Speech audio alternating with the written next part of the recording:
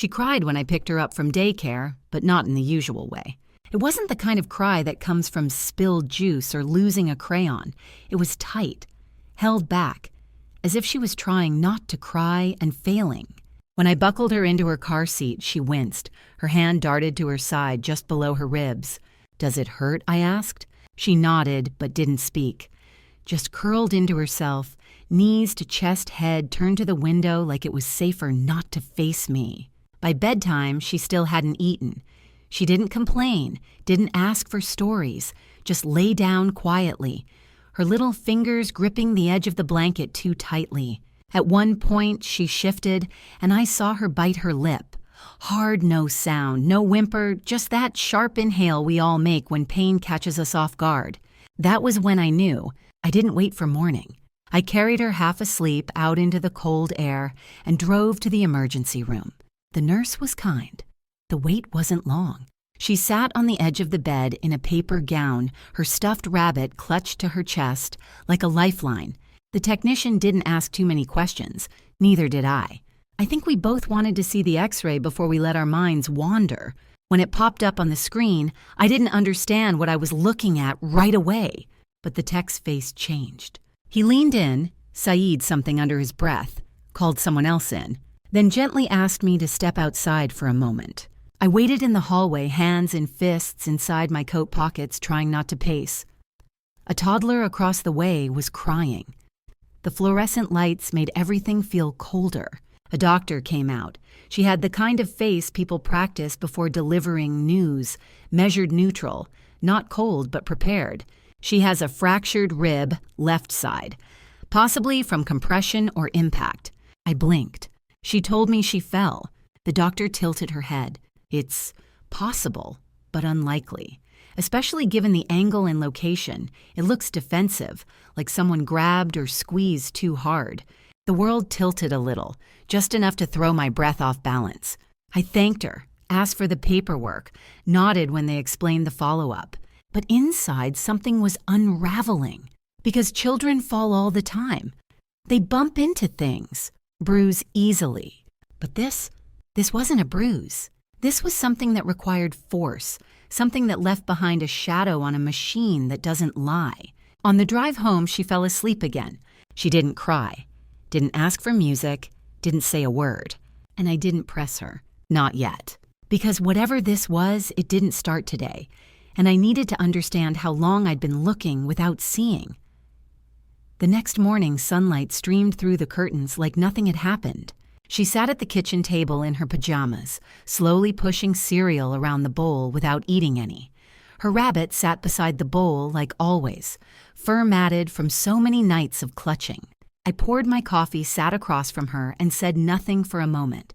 Just watched her tiny hand trace the same circle again and again. When I finally spoke, my voice was quiet. "Sweetheart, remember yesterday when your side was hurting?" She didn't look up, but she nodded. "You told me you fell off the bed.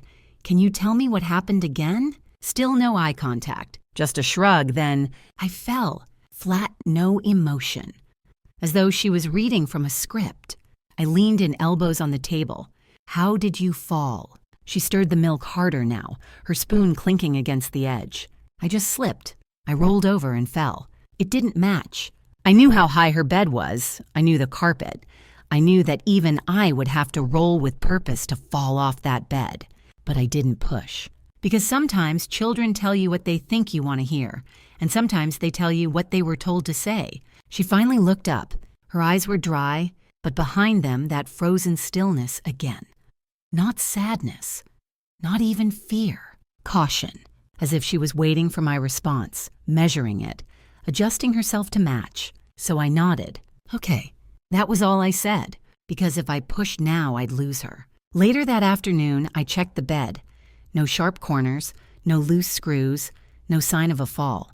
I ran my hand along the mattress, laid down where she slept, imagined a 6-year-old body twisting off the edge hard enough to break a rib, and I couldn't make the physics line up with the pain. In the hallway, I stood still for a long time. My mind replayed the conversation, not the words, but the way she said them, the absence of details, the stillness. the way her shoulders tensed when I walked too close. And I realized she hadn't lied. She just hadn't told the whole story. Because maybe in her world, falling off the bed felt safer than the truth. Maybe it was a version she could say out loud without getting in trouble. Maybe it was the only one she'd been allowed to say. There had been bruises before. Nothing alarming. Nothing that would make you dial a number in the middle of the night. Just small marks. A faint purple line above the knee. A dull yellow smudge on her arm. A shallow scratch behind her ear. She always had an explanation. I bumped into the table. I slipped in the bathroom. I was running too fast. And I had always accepted it. Because kids fall. Because I was busy. Because I didn't want to be the paranoid parent who saw danger in every corner. But now that I had seen the X-ray and watched her eyes avoid mine, I began to retrace everything. There was a day, maybe a month ago, when she came home and changed shirts before saying hello. I thought nothing of it. I assumed she spilled juice. I didn't ask. But that night, I found the shirt balled up in the laundry bin with a spot of blood on the collar and a faint handprint on the back. I remember staring at it for a moment too long, then tossing it into the wash and not letting myself think about it again. Until now, at dinner, once she dropped her fork when someone rang the doorbell. She didn't cry, she just flinched. Like a reflex, I asked if she was okay. She said yes, but never picked the fork back up. She used her fingers the rest of the meal, and I let her. And then there was the night she wet the bed. She hadn't done that in over a year. She had cried mortified, begging me not to be mad. Of course I wasn't. I told her it was okay. Changed the sheets, tucked her back in with clean pajamas. But in the morning when I asked what happened, she just whispered, I had a bad dream. She wouldn't tell me what it was. And I didn't press. It's incredible what the brain can edit when it doesn't want to see. The signs were never loud, never obvious. They were quiet, polite, apologetic. They slipped past me not because they were invisible, but because I wasn't looking for them. And now I couldn't unsee them. That night, after she fell asleep, I sat in the dark and made a list, not a dramatic one, not for show, just pen and paper and the truth. Every time she had flinched, every time she had downplayed pain, every time she had told me something and my gut had whispered, look again. By the time I finished, the page was full, and my denial was empty. Her name was Denise. She'd been with us for 2 years. Not full-time, just weekday afternoons after preschool ended and before I got home from work. She was kind, polite, punctual. Always wore clean sneakers and tucked her hair into a loose bun. She brought craft kits. She remembered snack preferences. She taught my daughter how to make paper swans. My daughter liked her.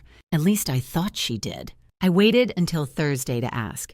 I didn't want to call her in panic or suspicion. I wanted to hear her voice when she wasn't expecting it.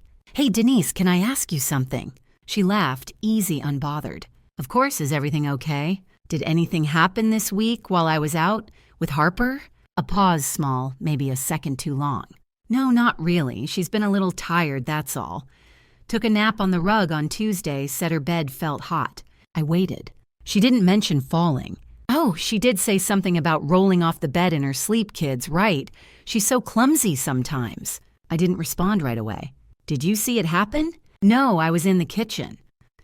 Heard a soft thump went in and she was already climbing back up.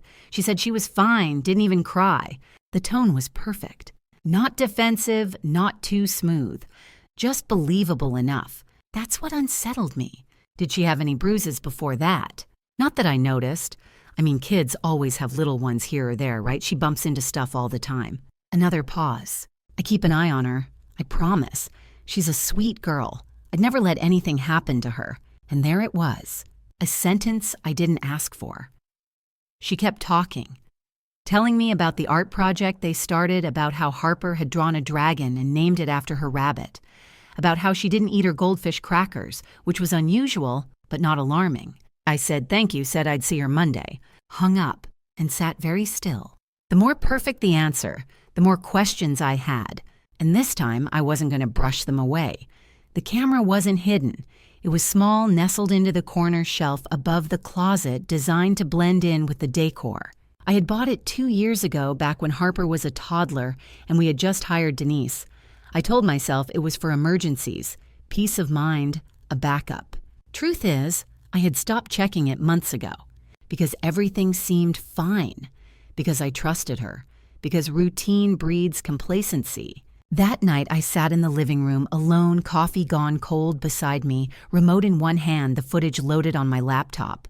I started with Tuesday, mid-afternoon, 2:13 p.m. Harper was on the bed. Denise sat in the armchair, phone in hand. Everything looked quiet, boring, safe. For 5 minutes, nothing happened. Then Harper got up, crossed the room with her stuffed rabbit, and tried to reach the bookshelf. She couldn't quite get to the top where her sticker book was. Denise stood, walked over, said something. I couldn't hear the audio on this clip, just see her lips move. Then she grabbed Harper's arm, not hard at first, but when Harper didn't move fast enough, Denise yanked her down to the floor. It wasn't dramatic. It wasn't loud. But Harper's body folded slightly before she hit the rug. And she didn't cry. She didn't scream. She looked up startled, more confused than afraid. Denise leaned down, wagged her finger, said something again, then walked out of frame. I paused the video, backed it up, watched again. Slower. Harper's lips moved after the fall, a whisper, probably sorry. She apologized for being hurt.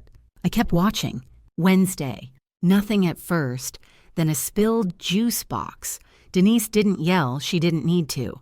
She took Harper by the shoulder, squeezed hard enough that her fingers dented the fabric of Harper's shirt. Harper froze, stared at the floor, and Denise said something. Lips tight, jaw clenched. Then she smiled. The smile was worse than the grip. I watched 3 more days of footage. It was never overt, never enough on its own, but always there in the tension, the intimidation, the little corrections masked as discipline. A sigh too long, a pull too sharp, a warning delivered with sugar in the voice and ice in the eyes. And Harper, she adapted. She flinched in anticipation. She held her breath when footsteps approached. She looked for exits that weren't there. By the end of it, I wasn't crying, I wasn't shaking. I was silent, and I understood something very clearly. Abuse doesn't always leave bruises. Sometimes it leaves habits. I didn't sleep that night. I didn't even try. At 2 a.m., I was still scrolling through footage, quietly, methodically, as if this were a research project and not the unraveling of my daughter's safety. I went back further. Last week, the week before. Not every day had something, but too many did. There was a Wednesday afternoon where Harper knocked over a box of crayons. She froze. Denise looked up from her phone, expression flat, then rose and crossed the room. She didn't yell, she didn't hit. She crouched beside Harper, took her face in one hand and held it too long. Her mouth moved slow and deliberate. And Harper nodded, eyes wide, barely blinking. Another clip Friday. Harper reached for the remote. Denise took it from her, not roughly, but firmly in a way that said, "You don't make decisions here." Harper didn't protest. She just lowered her hand, folded her fingers into her lap, the way children do when they've been trained not to want. In one video, Harper dropped a cup. It didn't break, but she cried anyway. Not out of pain, not out of frustration. She cried like someone who expected punishment. And Denise, she didn't comfort, she didn't scold. She just walked away, left her crying on the kitchen floor. And that absence, that nothingness, was more chilling than anything else. By 4 a.m., I had filled an entire notebook. Dates, times, clip, timestamps, notes on tone. Body language, silence. No screams, no slaps, but a pattern. Control, correction, withdrawal. All wrapped in soft-voiced professionalism. I closed the laptop, looked toward Harper's room. The hallway felt colder than usual. I didn't want to wake her, but I wanted to hold her so badly it ached. Instead, I stood at the door, watched the rise and fall of her breath, and thought to myself, how many times did she sit in this room afraid while I was just down the hall? I used to believe abuse wore sharp edges, that it was easy to spot loud, angry, messy. Now I knew better. Sometimes it sounds like polite correction. Sometimes it looks like patience. And sometimes it teaches children not to cry because they know no one is listening. It was Friday afternoon when I walked into Harper's school. No appointment, no email, just me. A heavy coat and a folder under my arm filled with printouts. No one had asked to see yet. The receptionist greeted me with the same bright tone she always used. I didn't return the smile. I need to speak with Miss Clara Harper's homeroom teacher. She paused, glanced at the folder, and nodded. One moment. Mrs. Clara arrived 5 minutes later, polite, composed, a little tired like every elementary school teacher in November. We sat in the back conference room with laminated posters of cartoon planets and inspirational quotes peeling off the wall. She folded her hands on the table. Is everything all right with Harper? I didn't answer directly. Instead, I said, has she seemed withdrawn lately or nervous? A pause, a flicker in her eyes. Sometimes. What does sometimes mean? She sighed, glanced toward the door, then leaned in slightly. Look. She's bright, observant. But there are days she doesn't meet my eyes. She tenses if someone raises their voice. She startles easily. But she always says, she's fine. Did she ever mention Denise? That did it. The name made her fingers twitch slightly. She mentioned a Denny once last month. Just in passing. Said Denny doesn't like when she sings too loud. I opened the folder and slid across 3 screenshots from the Nanny Cam footage. Harper on the rug. Harper with Denise's hand gripping her arm. Harper standing stiff in the kitchen, eyes downcast.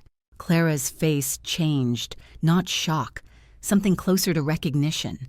We noticed the bruises. You what? Not all at once, but they were there. Small forearm behind her ear once we documented it. But we didn't know if it was our place to say anything. The policy is complicated. She looked ashamed. Not defensive, just defeated. Did you ever report it? We flagged it, but nothing was visible long enough or serious enough to escalate. She hesitated. To be honest, we thought if something were really wrong, you would know. That was the blow. That was the sentence that stuck. You would know. I thanked her. Told her it wasn't her fault. Told her she wasn't the only one who waited too long to ask.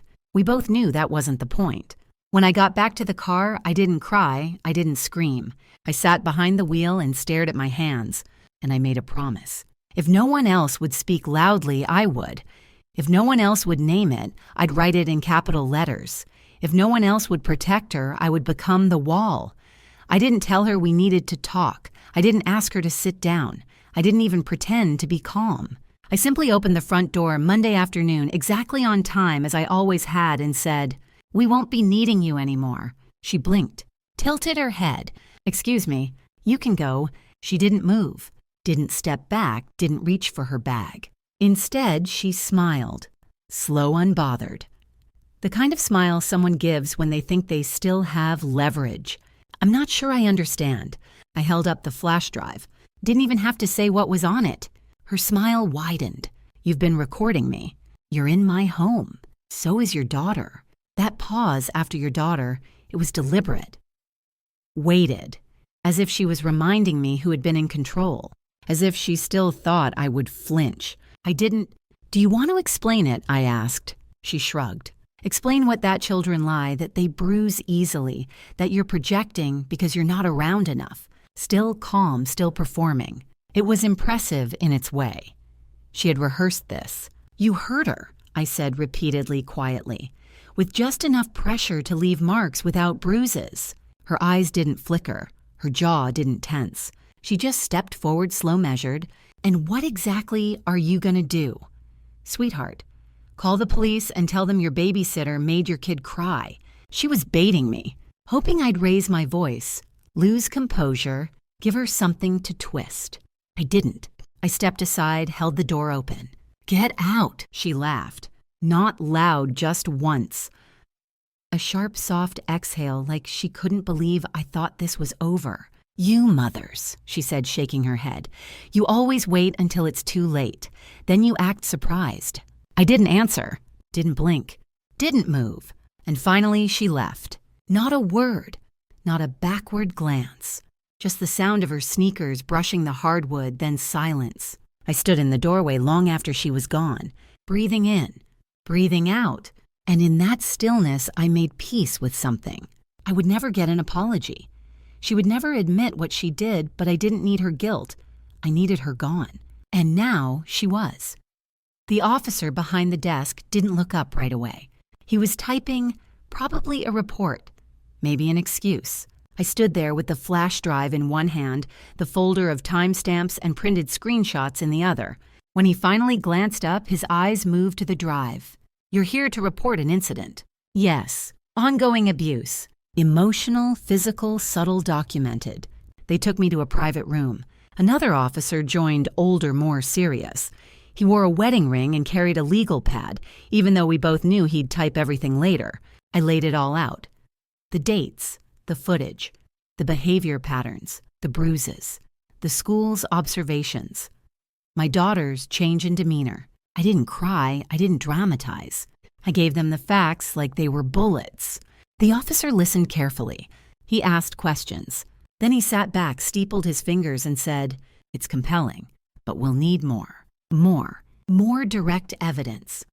Something that clearly shows harm or intent." "You mean you need to see her hit?" "Not necessarily, but what you're describing is pattern-based. Behavioral courts don't always move quickly on that. So if it's subtle, it doesn't count." I didn't say that, but we need something the DA can build on. It wasn't indifference, it was bureaucracy. They weren't disbelieving me. They were waiting, hoping for something cleaner, something clearer, something that fits nicely in a file marked prosecutable. I went home angry, not at them, at the system, at the idea that harm has to bleed before it's believed, that bruises must be fresh, that cries must be loud, that a child's fear isn't enough unless it fits a checklist. That night, I reviewed every file again, every clip, every timestamp, and I found it. A clip I had skipped because the lighting was bad. It was grainy, hard to hear, but you could see it. Harper standing still, Denise's hand tight on her shoulder. You could hear it barely. "You say anything, I'll make sure she sends you away." It wasn't loud, but it was there. A threat. Spoken, recorded.